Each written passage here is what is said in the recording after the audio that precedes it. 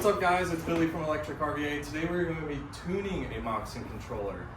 It's not too bad once you understand what the settings are. It's a little intimidating at first, and they don't call the settings what you're used to if you were using a different controller at any point. It's not too bad. Perks of buying a Moxin through us is we'll tune it for you for free. You can either voice call us or video call us and we'll help you get it tuned free of charge. If you are not one of our customers but you do have a Moxin or Titan controller, it is a service that we offer. You can set up an appointment and we'll call you and help you get it tuned. You will have to pay for it, but it's at least an option for Moxin or Titan users that are not our customers. Real quick, before we get into the tuning part of it, you'll see 3 blue bubbles at the top of your screen. The readout is what it's currently set to. The adjust is what you're adjusting it to. And the default is the default setting. All right guys, we're gonna dive right into it. We'll go through all the settings you need to set up to get your bike working and displaying battery percentage correctly, as well as your motor temp. We'll calibrate your 0 on your angle sensor. We'll get everything switched into your preferred metric for temperatures and speed. Currently, most of your controllers, if you haven't done any sort of calibration, will say factory instead of normal. That is normal, but let's go ahead and dive right into it. If you click your M button, this is going to switch your screens. There's a few different screens. A really good one is this real-time data. This gives you real-time data of all your voltages for throttle, what gear you're in, if you're in park mode, your hall sensor inputs, a bunch of motor parameters. But this is the screen you'll want to get in to adjust all your settings. Let me see if I can get this a bit more clear for you. So rated current, this is the rated current of your motor. For stock Surons, I would keep it at 200 amps. I'm actually running a Torp Torp TM40 Pro. So I'm gonna raise this up to about 400 for my setup. Low G, mid G, and high G phase are your phase currents. These control the amount of power you have in each mode. So the Moxin has 3 modes, a low, mid, and high. You can kind of think of it as a eco, daily, and sport. We'll keep those the factory settings for now. Left brake 1, this is gonna be your left-hand regen brake power. 200 amps is quite a bit. It will almost lock up the tire on a dry surface. I tend to keep it right there. I don't feel that I need more or less. I honestly rarely use the regen brake, so I just kept it at the factory setting. Left brake 2 is unused. Brake cutoff, we don't have brake sensors installed on this bike, so we don't really need to change this setting. Battery discharge, this is the maximum amount of amperage that your battery can discharge. In my case, it's 600 amps. On a stock 2024 battery and before 2025, this is going to be 90. And if you have a 2025 model Suron Lightbee, you can set this to 150. Battery charge, you really won't want to go over 100 if you're on a stock setup. 100 will allow the wheelie mode to activate, but if you're running an aftermarket battery, you can go into your BMS and it will tell you the charge input that it is capable of. In my case, I kept mine at 200 in my previous tune and it functioned without any issues for me. Regen torque is off throttle torque. So if you're riding and you're pulling the throttle and you let go of it, that regen is what this setting changes. So I don't like any regen when I let go of the throttle. So we're gonna keep this at 0 in my case. Reluctance, my motor is an IPM motor. Most stock Suron motors are an IPM as well. So I will set mine to 30 as stated in the notes. Drive mode, torque, this is gonna give you the feeling of the stock throttle. If you set it to speed, your throttle will be dependent on speed. So if you're already rolling 30 miles an hour or so, you'll have to pull the throttle a lot to be able to get power again. Torque mode is what most users run with and it feels good. Motor sensor, this is the type of sensor that your motor is using. It's going to either be a Hall or encoder. In my case, it's a Hall sensor, so we're going to change that to Hall. Minimum battery voltage and maximum battery voltage. So it really depends on what battery you're running. On a stock 60-volt battery, your minimum battery voltage is going to be 52.8 volts. Your max battery voltage will be 67.2 volts. On a 72-volt battery, your max battery voltage is going to be 84.2 volts, and your minimum battery voltage is going to be 60 volts. I am running an 80-volt battery from Chai. My minimum battery voltage is going to be 63.8. So we need to increase this value till we get to 63.8. And you can actually raise this a little bit above what your minimum battery voltage should be, and it'll kind of save your battery a little bit. You won't drain it completely. In my case, my maximum battery voltage is going to be 92.4, so we've got to come down quite a bit from where it comes from factory. This is the 120 volt controller, so it is capable of much more than 120 volts, but my battery is not nominally 120 volts, so we need to set this to 92.4. This is your speed calibration for the display. You'll need to use a GPS app to get your GPS speed and compare it to the speed that's shown on your screen. So just an example here, if your value is set to 500, and your GPS shows 80 miles an hour, or kilometers an hour, but your screen shows 60, you would do 80 kilometers an hour divided by 60 times the number that you have set up here, and that would give you the number that you need to set on here. Low, mid, and high G RPM is basically field weakening. On my setup, low mode, I like to keep very low and easy to ride. Mid, I do like a little bit of top speed in this mode. The maximum you can set it to is 200%. I'm gonna set it to 160, and then my high mode, or sport mode, I'm gonna turn all the way up. I want all the speed. Low G, mid G, and high G throttle is your throttle sensitivity. Typically, I have found that 12 is a little too sensitive for my liking, so I turn all of mine to 10. Reverse speed, I keep factory. I am not good at riding in reverse, and 20% is more than enough for me. Throttle protect, I turn on just in case I get water or anything in my throttle. This will disable the throttle if it's showing some weird readings, and kind of save you, possibly. Temp sensor is the temperature sensor that's inside of your motor. You may have to play around and test a few things with this. I believe my temperature sensor is a KTY 83122, so I'm going to set it to that. We'll find out shortly if that is correct. Motor direction, you can keep forward for now. We'll find out very shortly if this is the correct setting for you. Throttle start we'll circle back to. Throttle full we're going to circle back to. Left brake start we'll circle back to. We're just trying to get the bike calibrated so we can use the throttle and it be smooth. Left brake full, left brake start we'll circle back to. This is overheat protection. Typically you want to set it to 100, which is 212 degrees Fahrenheit. And this will actually completely disable the motor if it gets over this temperature. I typically set it to 115 Celsius, which we can see what is in Fahrenheit shortly. Wheelie direction, this is basically controller orientation on your bike. Most of the controllers that I've tuned have been direction 1, and that is the correct orientation.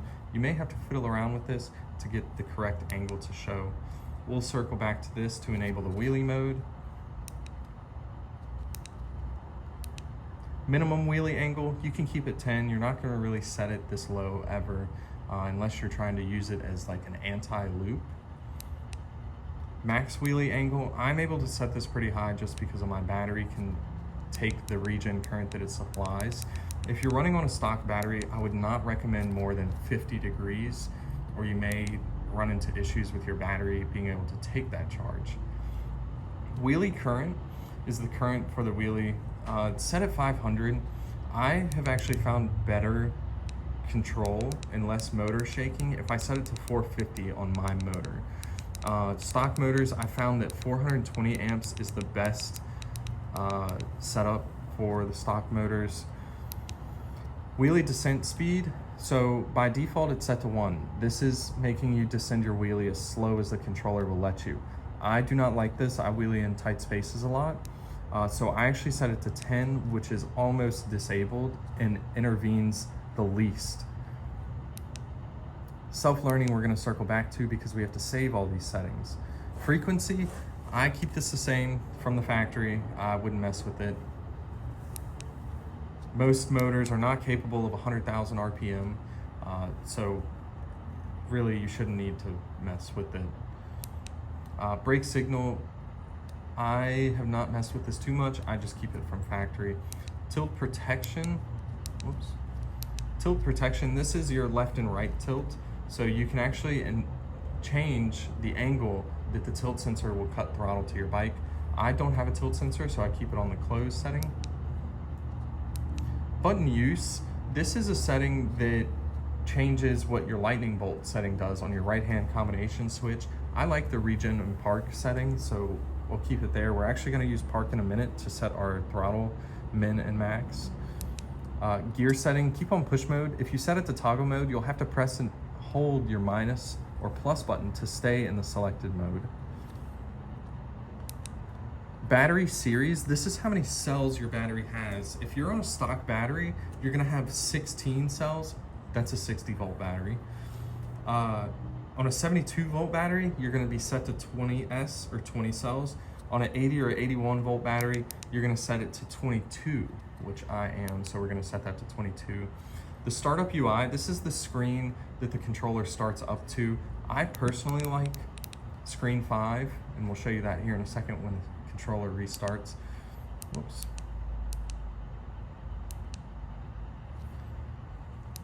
Pole pairs, this is set to 1. It's gonna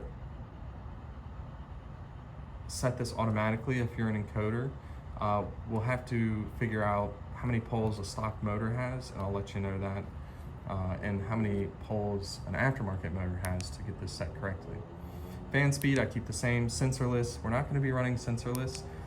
Brake boost, this will actually increase the amperage that your regen throttle will use at slower speeds. I just keep that the same, I don't really use it.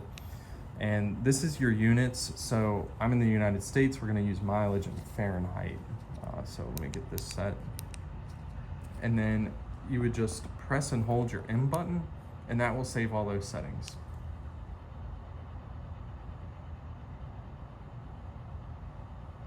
When it restarts, we can check our motor temperature. 91 degrees Fahrenheit might actually be correct.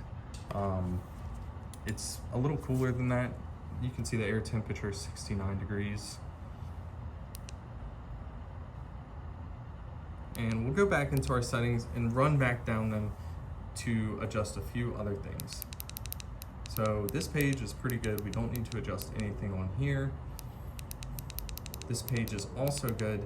If your temperature for your motor is wrong, you'll need to come into your temperature setting and change that correctly. But what we're gonna wanna do now is run the self-learning. And to do that, you go to your self-learning and you press and hold the M button. Make sure your wheel is off the ground when you do this.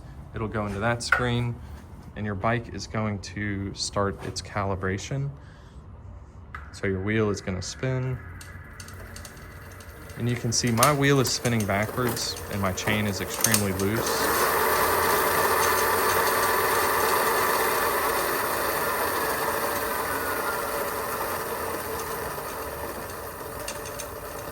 So with my wheel spinning backwards, we definitely know we need to change the motor direction.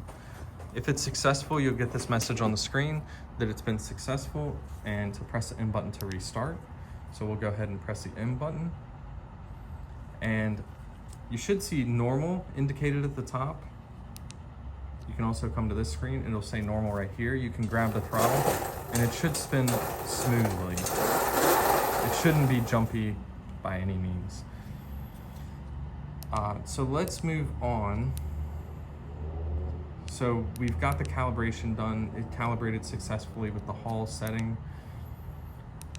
Everything here is good. Throttle start and throttle full. Let's adjust these. So with your mode being in regen and park, if we change our screen, we can see we're in normal mode, but if we press and hold our lightning bolt button, it'll go into P mode. So after you're in park mode, your throttle's disabled completely. So with that, we can go into our real-time data screen and look at all of our voltages for throttle and your left brake. So when I twist the throttle, you'll see the top left number increase and decrease. We need to take note of those values. So my minimum throttle is 0.82. My maximum is 3.9. We'll do the same for the left brake input. So I'll hit my regen throttle. The minimum is 0.9 and the maximum is 0.93. Oh, I'm sorry, 3.93.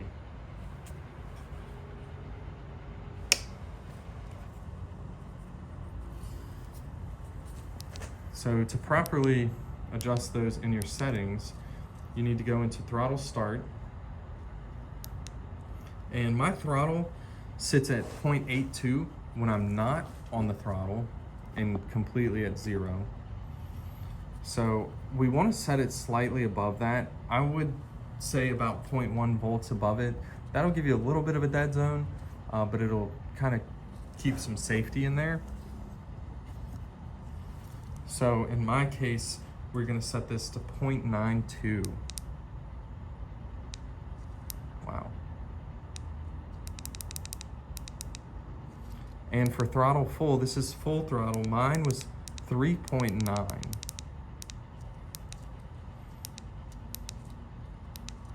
Left brake, my resting voltage was 0.9, so we'll get this turned down. Again, you want to keep it about 0.1 volts over, so we'll set it to 1 volt.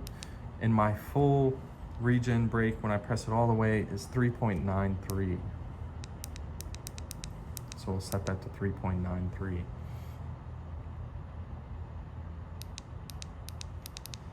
Everything else is looking good, so we'll press and hold the M button to save that.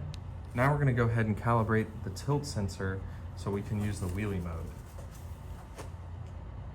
So when you're calibrating your tilt sensor, you want the bike completely level on a level surface. You can do this on the kickstand, but it is a little bit better if you calibrate it standing completely upright. But you'll want to go into your settings.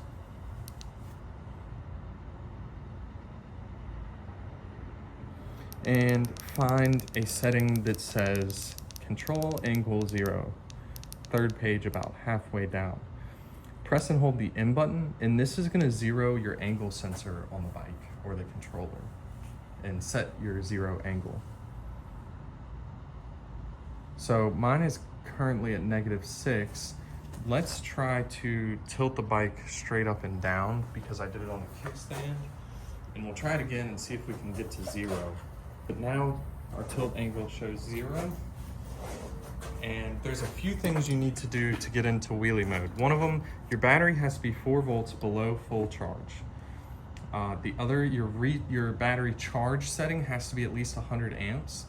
And you must calibrate your angle sensor and have a number on your tilt setting. So if you just have dashes where it says tilt, you will not be able to get into wheelie mode.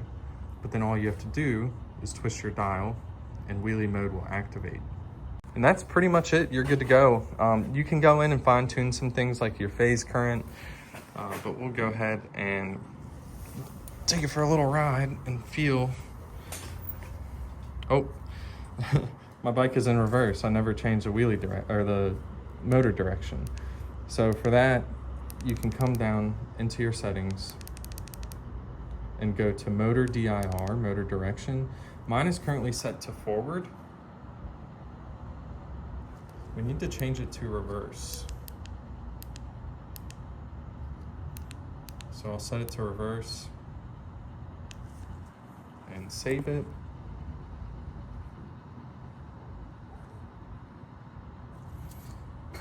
Now I'm able to roll forward. And we could take it for a quick little rip. It's a very smooth controller. One of the smoothest controllers I've had. We'll go ahead and give her a nice little rip. So we'll go into my high mode, which is 800 phase currently.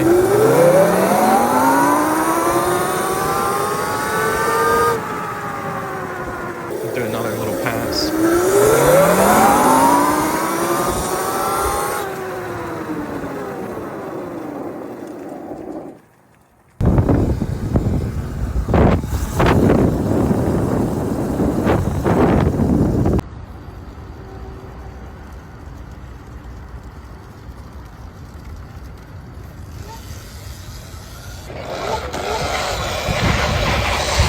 There's nothing to do.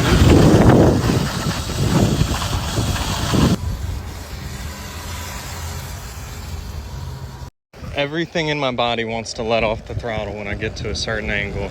And this, like, it's weird if you do that on this. You just have to keep it pinned. Just pinned right now. Just chilling.